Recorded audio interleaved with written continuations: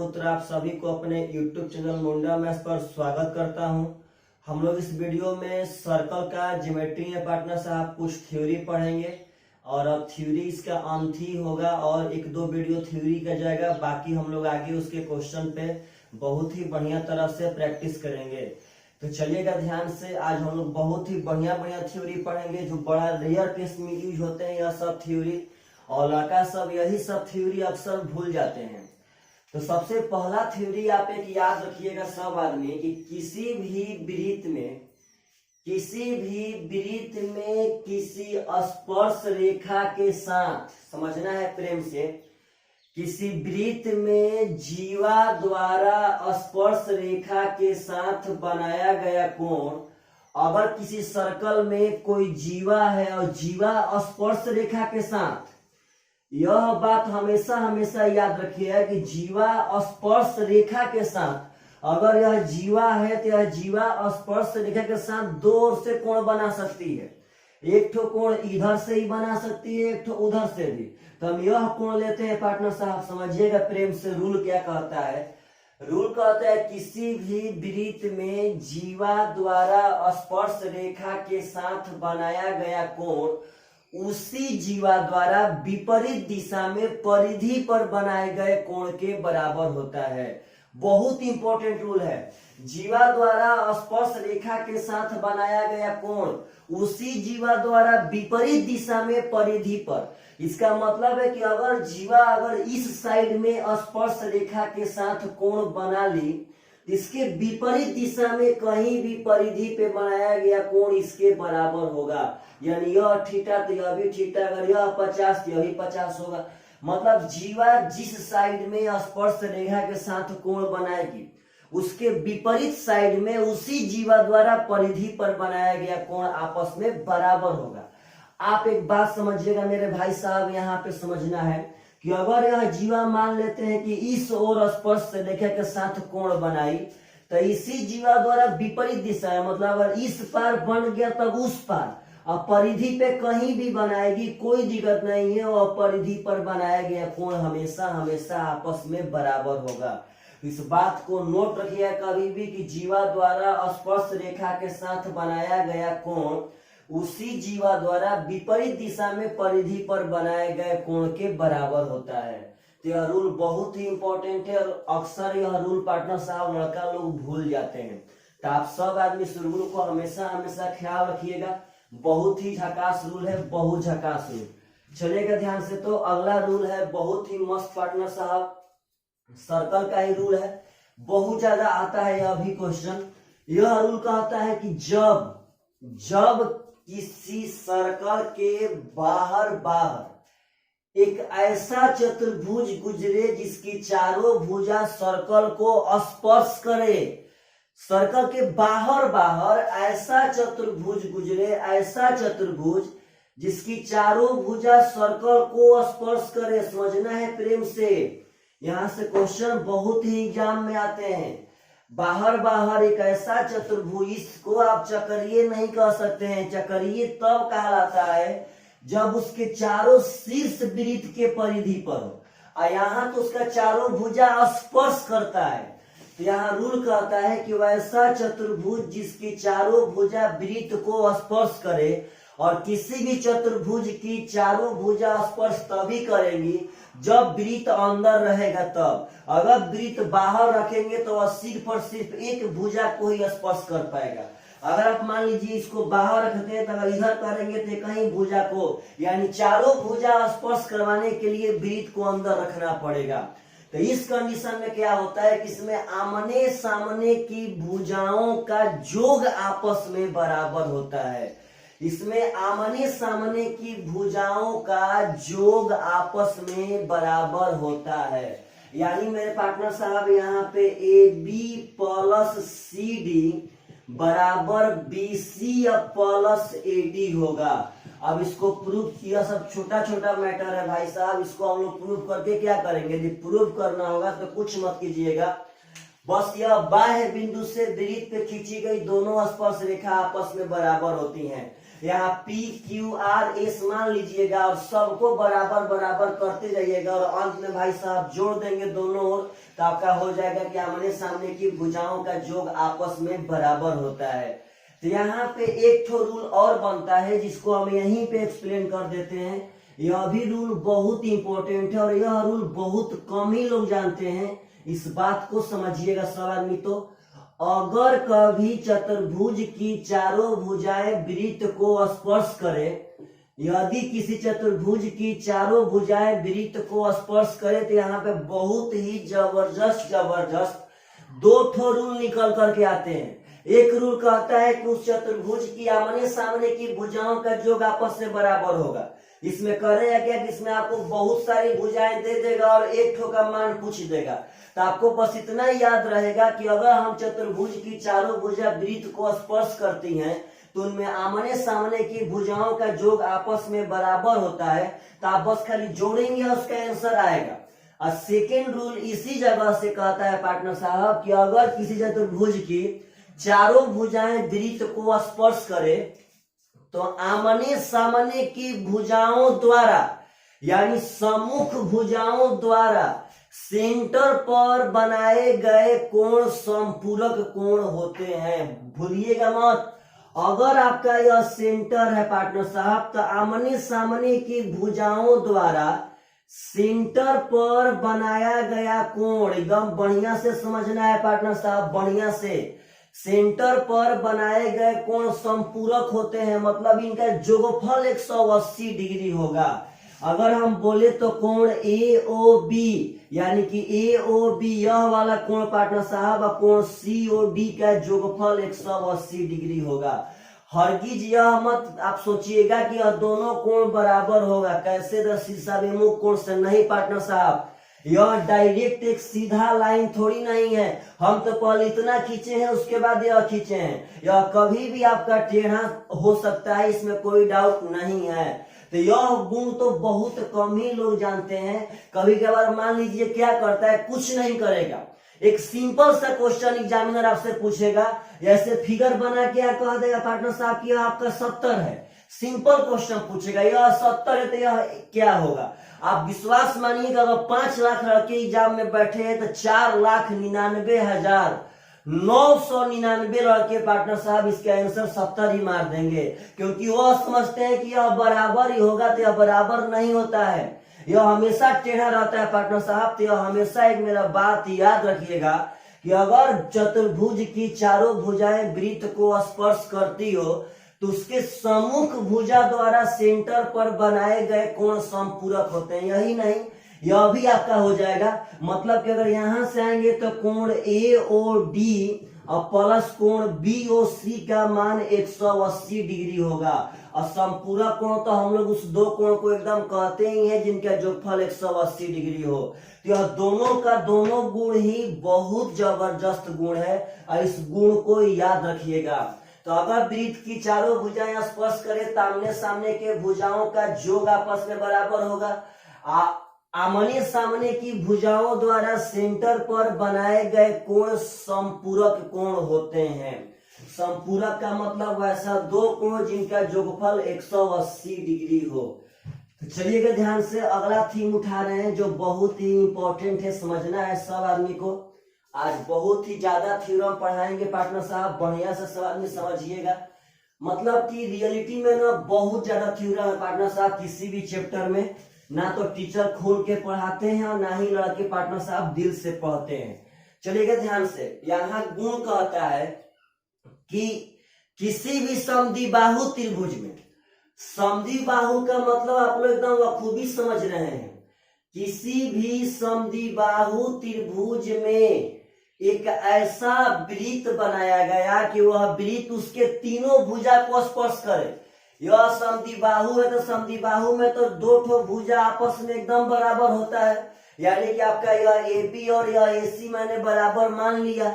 तो कहता है कि किसी भी समद्विबाहु त्रिभुज में अगर एक ऐसा वृत्त जो उसके तीनों भुजा को स्पर्श करता हो, तो एक बात समझिएगा, यहाँ बहुत इंपॉर्टेंट बात है, आप पहले से अपने माइंड को मेकअप रखिए।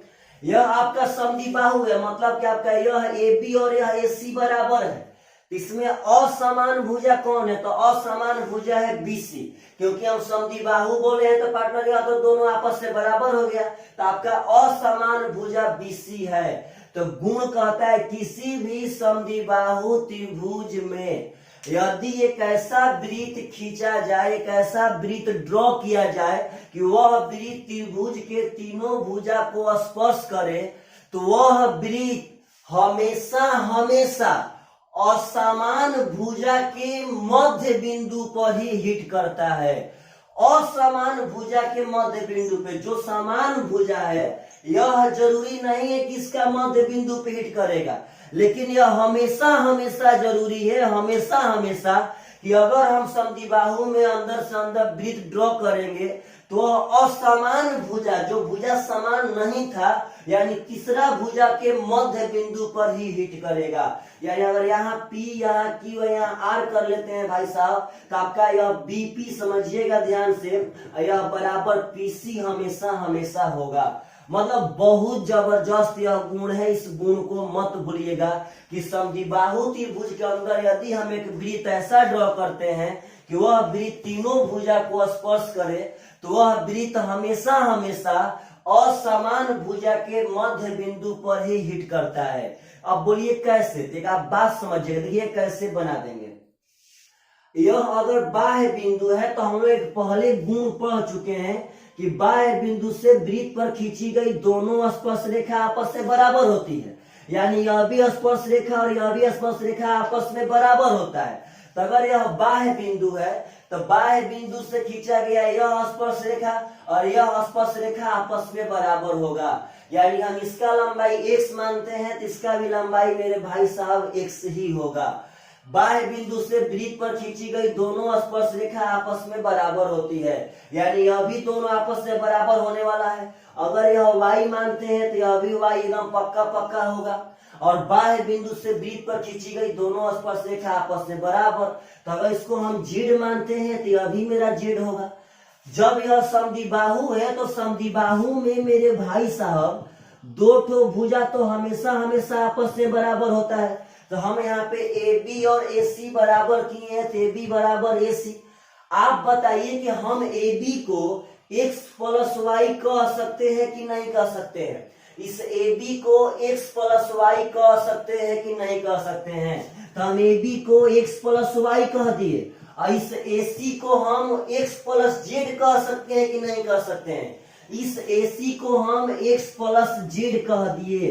और जब आप सब आदमी एकदम बढ़िया से अगर ध्यान दीजिएगा तो आपका यह x ले x कट जाएगा, यानी यहाँ आ जाएगा y बराबर z, और यहाँ देखिएगा तो यह y बराबर z, यानी यह y और z आपस में बराबर है। मतलब यह 10 तो यह 10, इसका मतलब है कि यह पक्का पक्का इसका बीच वाला बिंदु है, तभी तो यह y और z आपस में बराबर है जी। तो यह हमेशा हमेशा याद रखना है, हमेशा हमेशा, कि किसी भी समद्विबाहु त्रिभुज के अंदर एक ऐसा वृत्त ड्रॉ किया जाए कि वह वृत्त उसके तीनों भुजा को स्पर्श करे, तो वह वृत्त हमेशा हमेशा असमान भुजा के मध्य बिंदु पर ही हिट करता है।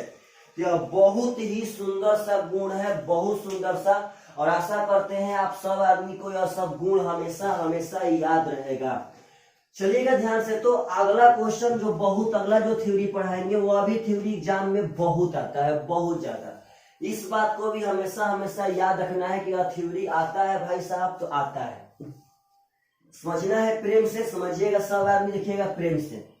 कहता है कि जब दो वृत्त, देखिएगा ध्यान से पार्टनर साहब, तो आप लोग पहले पढ़ चुके हैं, अब इसका एक और अगला स्टेप आपको हम सिखाने वाले हैं। यह दो ठो वृत्त है, हम लोग पढ़े थे कि जब दो ठो वृत्त अलग अलग रहेगा तो चार उभयनिष्ठ स्पर्श रेखाएं ड्रॉ कर सकते हैं। मतलब एक ऐसे ड्रॉ कर सकते हैं, एक ऐसे ड्रॉ कर सकते हैं, एक ऐसे, एक ऐसे। तो आप एक बात समझिएगा, इसका सेंटर यह कर लिए, इसका सेंटर यह कर लिए। हम लोग इसके बीच के सेंटर को मेरे पार्टनर साहब मानते थे D, आप लोग भूल चुके होंगे। देख हमेशा हमेशा क्वेश्चन पूछता है कि अगर हम यह टेढ़की स्पर्श रेखा खींचेंगे, टेढ़की उभयनिष्ठ स्पर्श रेखा, अगर इसका मैथ में नाम बोले तो इसका मैथ में नाम होता है अनुप्रस्थ स्पर्श रेखा, ट्रांसवर्स लाइन। समझिएगा ध्यान से मेरे भाई साहब, अगर यह क्वेश्चन कहता है कि अगर यह टेढ़की स्पर्श रेखा जो हम ड्रॉ करते हैं, यह स्पर्श रेखा इसको किस अनुपात में बांट देती है। बात समझिएगा, यह सेंटर के बीच का जो डिस्टेंस है, इस डिस्टेंस को यह स्पर्श रेखा पार्टनर कहीं ना कहीं काटेगा, और जब काटेगा तो इस डिस्टेंस को वह किस अनुपात में बांटेगा। यह बहुत बड़ा इंपॉर्टेंट और बहुत ही जबरदस्त गुण होता है। तो सुनिएगा ध्यान से, आपको देगा क्या चीज कि आपको देगा दोनों वृत्त का त्रिज्या। तो हम इस वृत्त का त्रिज्या मान लिए कैपिटल आर और इस वृत्त का त्रिज्या मान लिए स्मॉल आर। बात समझिएगा ध्यान से, हम लोग यह निकाल रहे हैं कि जो यह अनुप्रस्थ स्पर्श रेखा है वह दोनों वृत्त के सेंटर के बीच के दूरी को किस अनुपात में बांटेगा। तो आप समझिएगा, तो आपको हम पहले पढ़ा चुके हैं कि किसी भी वृत्त में सेंटर से स्पर्श रेखा पे खींची गई त्रिज्या हमेशा हमेशा लंब होती है। किसी भी वृत्त में सेंटर से स्पर्श रेखा पे खींची गई त्रिज्या हमेशा हमेशा लंब होती है। तो सुनिएगा ध्यान से, कैसे मेरे भाई साहब यह पता कर पाएंगे कि आपका यह कैसे इसका अनुपात क्या होगा। तो हम कर क्या रहे कि हम ये दोनों त्रिभुज को समरूप कर रहे हैं, समरूप। और आप लोग को भले ही हम समरूपता नहीं पढ़ाए हो, लेकिन बार बार हम आराम से बोलते हैं ताकि आप लोग सुनिए ध्यान से, और समरूपता पे थोड़ा सा तो पार्टनर साहब जानिए। ऐसे आप लोग 10 क्लास में पहले समरूपता पढ़ चुके हैं। सुनिएगा, दो ठो त्रिभुज समरूप तभी होगा जब उनकी कम से कम दो कोण आपस में बराबर होंगी। तब यदि दोनों त्रिभुज का दो कोण आपस में समान हो गया तो वह त्रिभुज समरूप हो गया। और कोई भी दो त्रिभुज यदि समरूप हो जाता है तो उनके संगत भुजा का अनुपात आपस में बराबर होता है।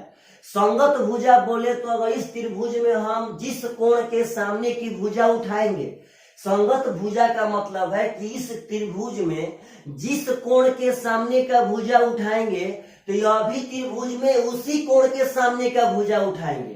तो चलिएगा पहले समरूप करते हैं कि समरूप है कि नहीं है यह दोनों के दोनों त्रिभुज। तो सबसे पहले तो हमको दिख जाएगा कि मेरा यह कोण से यह कोण बराबर हो गया भाई साहब। तो किस नियम से? तो शीर्षाभिमुख कोण से। हम लिख नहीं रहे हैं, बस आपको बता रहे हैं, आप समझिएगा ध्यान से। यह कोण से यह कोण बराबर हो गया किस नियम से? तो शीर्षाभिमुख कोण से। तो मेरा दोनों त्रिभुज में तो एक ठो कोण बराबर हो गया। और जब आगे देखेंगे भाई साहब, इसमें भी एक 90 डिग्री का है और इसमें भी एक 90 डिग्री का है। तो पार्टनर साहब तब तो दोनों त्रिभुज में दो दो ठो कोण बराबर हो गया है। एक यह कोण से यह कोण बराबर और एक 90-90 पहले से ही था। तो जब दो दो कोण बराबर तो तीसरा अपने आप से बराबर होता है भाई। आप कभी भी यह सब चीज चेक कर लीजिए। मानिए सपोज अगर यह 50 है यह 60 है, यह 50 है यह 60 है, तो पागल तीसरा तो अपने आप से बराबर होगा। यहाँ 50, 60, 110 होगा तो इसको 70 करना पड़ेगा, तभी तो त्रिभुज के तीनों कोण का जो 180 डिग्री होगा। अगर यह 110 होगा तो यह 70 करना पड़ेगा। तीसरा अपने आप से बराबर हो जाएगा अगर दो ठो कोण बराबर रहे तब। तो एक बचा पार्टनर साहब यह, एक बचा यह दोनों अपने आप से बराबर। यानी इस दोनों त्रिभुज के कोण आपस में बराबर है तो यह समरूप है। और जब समरूप है पार्टनर साहब सुनिएगा ध्यान से, यह दोनों त्रिभुज समरूप हैं। और जब समरूप है तो इनके संगत भुजा का अनुपात आपस में बराबर होगा। अनुपात, चलिएगा ध्यान से। अब इसमें हम क्या करते हैं समझिएगा सब आदमी, इसमें हम 90 के सामने का भुजा उठाते हैं इस त्रिभुज में, तो हमको इस त्रिभुज में भी 90 के सामने का ही भुजा उठाना पड़ेगा। तो इसका थोड़ा सा हम नाम देते हैं समझिएगा। यह ए कर देते हैं, यह ओ कर देते हैं, यह बी कर देते हैं। हमें निकालना है कि एओ अनुपात ओ बी क्या होगा, यानी यह स्पर्श रेखा इसको किस अनुपात में बांटेगी। तो समझिएगा पार्टनर साहब, तो इसमें 90 के सामने उठाते हैं तो 90 के सामने यहाँ एओ है, समझना है प्रेम से।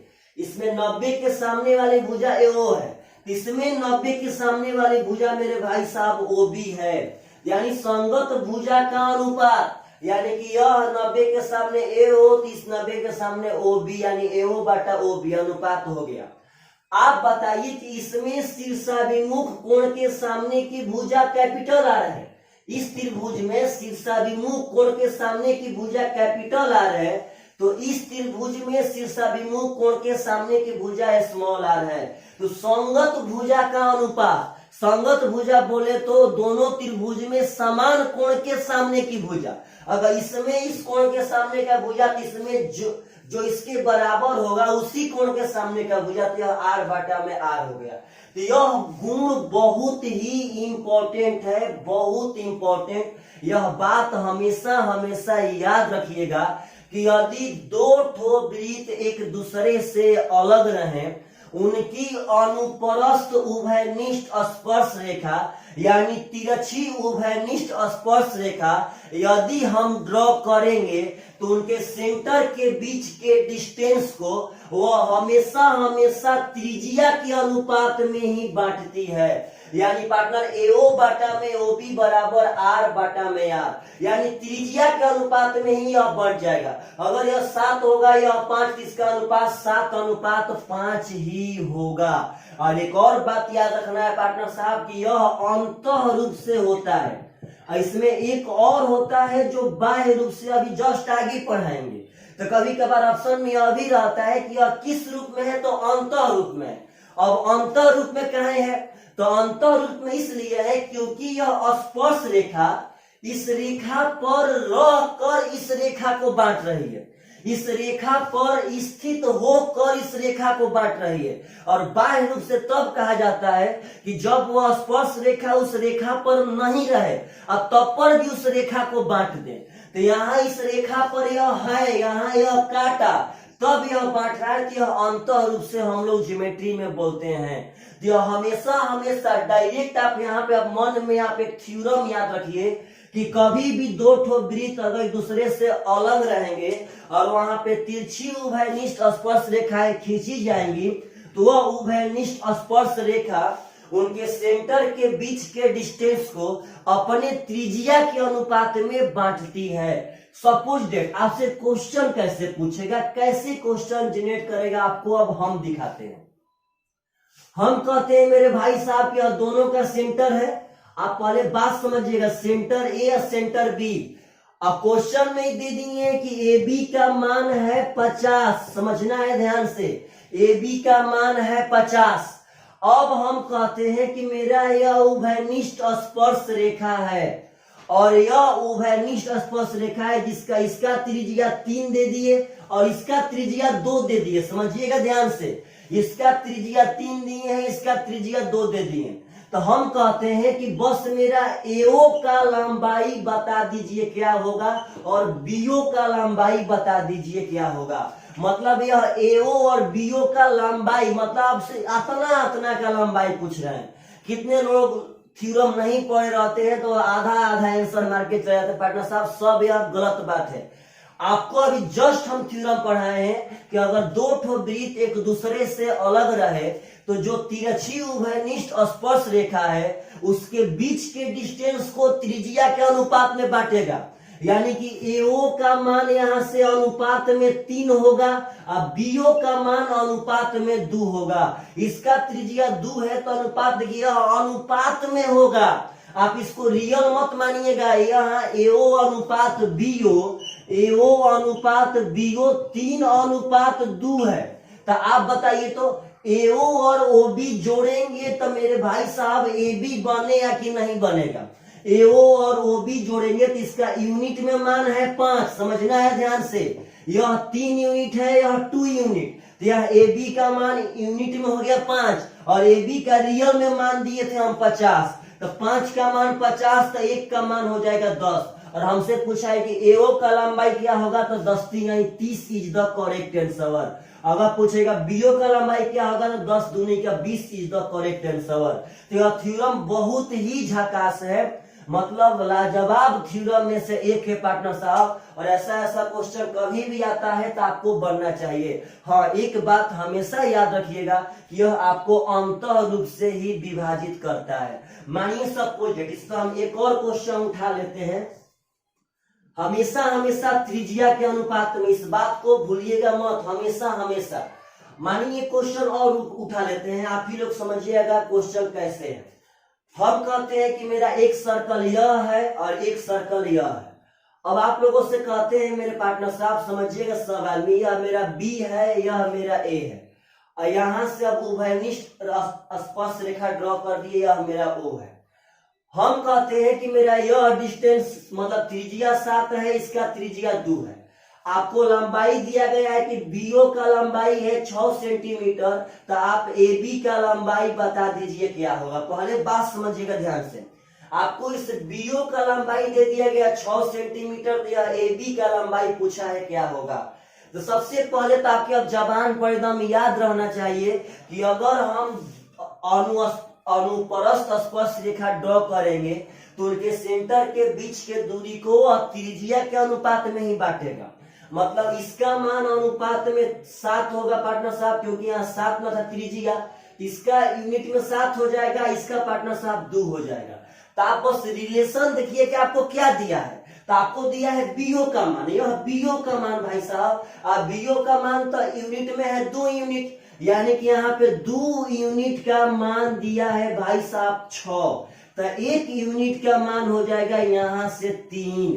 तो अब आपसे कहता है कि ए बी का मान बता दीजिए क्या होगा।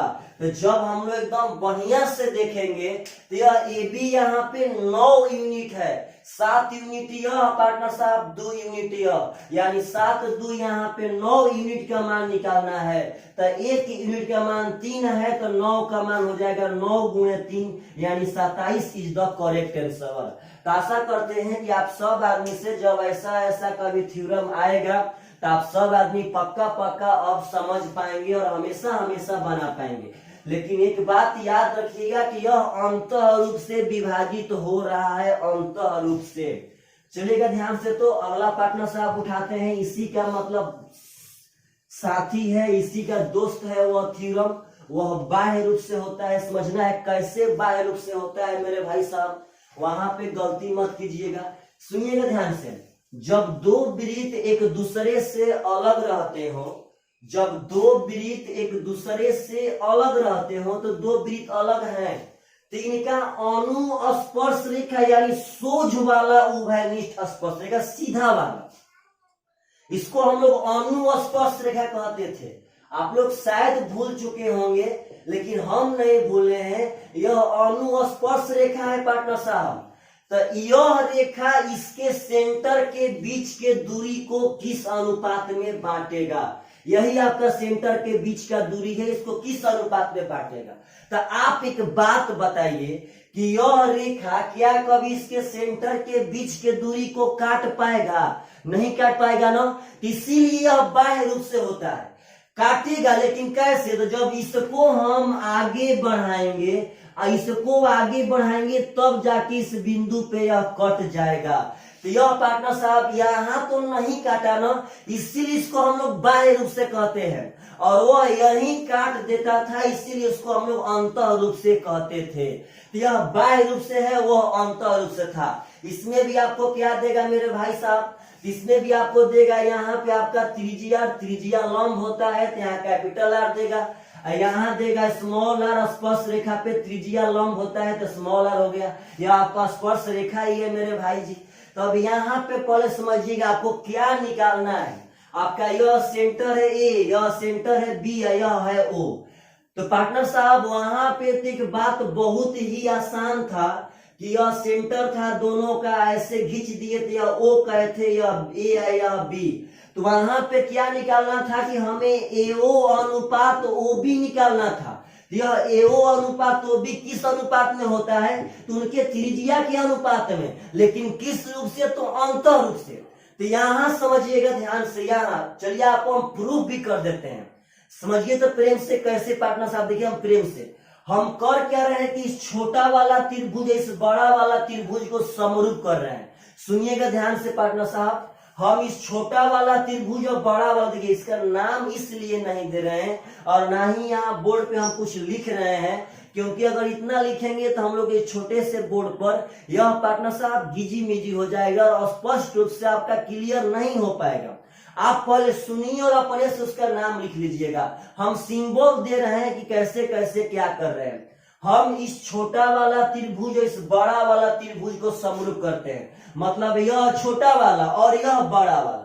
आप जब ध्यान देंगे तो छोटा वाला में भी एक 90 डिग्री है, और यह बड़ा वाला मतलब देखिए खाली इतना मत समझिएगा, बड़ा वाला का मतलब यहां से लेके यहां तक, तो छोटा वाला में भी 190 था, बड़ा वाला में भी 190 था। और जब आप आगे ध्यान देंगे तो छोटा वाला में अगर यह कोण थीटा है तो यही कोण बड़ा वाला में भी है, यह उभयनिष्ठ से दोनों में बराबर हो जाएगा। आप एक बात समझिए कि यह थीटा छोटा में भी है और यही थीटा बड़ा में भी है, तो थीटा तो पार्टनर साहब दोनों में है, जब दोनों में है तो दोनों पार्टनर साहब बराबर होगा। इसमें हम लोग दो ठो कोण बराबर कर दिए, एक 90 से 90 बराबर कर दिए और एक यह थीटा उभयनिष्ठ करा दिए। जब दो ठो कोण बराबर थे समरूप हो गया, अब पार्टनर साहब जब समरूप हो गया तो तीसरा कोण तो अपने आप से हो जाएगा बराबर, यानी कि आपका जो यह वाला कोण बचेगा आप अपने आप से बराबर हो जाएगा। तो आप बताइए, तो जब दो ठो कोण आपस में बराबर तो वह त्रिभुज तो समरूप हो गया, मतलब कि आपका यह त्रिभुज समरूप है। समझना है ध्यान से, यह दोनों त्रिभुज समरूप हैं और समरूप त्रिभुज का गुण क्या कहता है कि उनके संगत भुजा का अनुपात आपस में बराबर होगा। तो चलिएगा ध्यान से, सबसे पहले हम बड़का में उठाते हैं, सबसे पहले बड़का में, तो बड़का में 90 के सामने देखिए तो क्या भुजा है, इस 90 के सामने बस इतना मत सोचिएगा, बड़का में यहां से यहां तक, इसमें 90 के सामने बड़का भुजा है यह AO, समझना है ध्यान से, तो यह AO सबसे बड़का हो गया। जब बड़का में 90 के सामने उठाए तो छोटका में भी 90 के सामने उठाना पड़ेगा, यानी छोटका में 90 के सामने है पार्टनर साहब BO, समझना है ध्यान से, बराबर। हम बड़का में उभयनिष्ठ कोण के सामने का भुजा उठाते हैं, इस बड़का में इस उभयनिष्ठ के सामने है R। यह दरअसल मत लीजिएगा अभी, हमको पहले बड़का, यहाँ जब पहले बड़का तो यहाँ भी पहले बड़का होगा, तो भाई जी उभयनिष्ठ कोण के सामने बड़का में है कैपिटल R और उभयनिष्ठ कोण के सामने छोटका में है स्मॉल r। यहाँ एक बस इतना बात समझना है कि यहाँ भी त्रिज्या के ही अनुपात में बांटता है, लेकिन बाह्य रूप से तो कैसे, तो AO का मतलब है यहां से लेकर के यहां तक, यानी पहले यह वाला डिस्टेंस मेरे भाई साहब और तब जाके BO, मतलब कि यह वाला डिस्टेंस उसके बाटा में होगा, और यह भी आपको त्रिज्या के ही अनुपात में बांटेगा, R अनुपात R, मतलब यह बड़का वाला अनुपात में बड़का R होगा और यह छोटका वाला अनुपात में छोटका R होगा। और यह किस रूप में है, तो यह बाह्य रूप में है, यह भी नहीं भूलना है। कोई पूछे कि बाह्य रूप में क्यों, उसको साफ बताना है कि देखिए भाई जी, यह सेंटर के बीच के डिस्टेंस को इसी दूरी पर रहकर थोड़ी नहीं बांट रहा था, वह तो इसको आगे जाके बांटा ना भाई साहब, तो यह बाहर जाके बाहर से बांटा है, और जो पीछे वाला था उसको एकदम उसी रेखा पर रह करके बांट रहा था। तो यहाँ पे लड़के क्या गलत करते हैं आपको हम अभी यह बात बता देते हैं। तो यहाँ लड़के ना इतना बांट देते हैं ना जी, यह सबसे पहले बड़का तब जाके छोटका बाहर वाला त्रिज्या के ही अनुपात में बढ़ता है। तो अगर यह सब भी क्वेश्चन कभी एग्जाम में आए तो आप सब आदमी से पक्का एकदम बन करके आना चाहिए।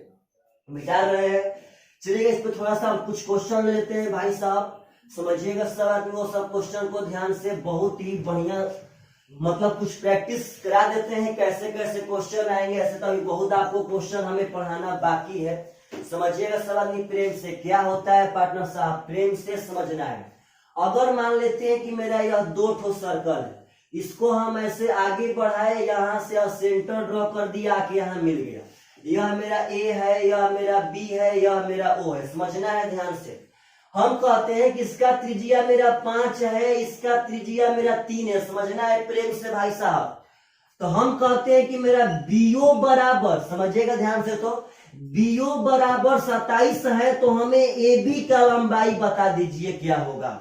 हम आपको BO का लंबाई, इस BO का लंबाई दिए हैं 27, तो हम इस बस AB का लंबाई पूछना है, गलती मत कीजिएगा।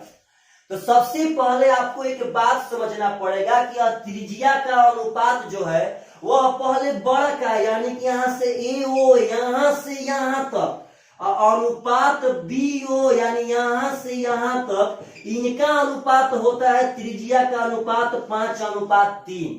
तो आपको इसका मतलब है कि यहां से लेके यहां तक यूनिट में 5 है और यहां से लेके यहां तक यूनिट में 3 है। यह आपका AO 5 है और BO 3 है। तो आपसे एक बात पूछते हैं, बोलिएगा फिर तो मेरे भाई जी, जब यह 5 यूनिट है और यह 3 यूनिट है, जब यह 5 है और यह 3 है, तो कंफर्म हुआ कि यह 2 यूनिट होगा।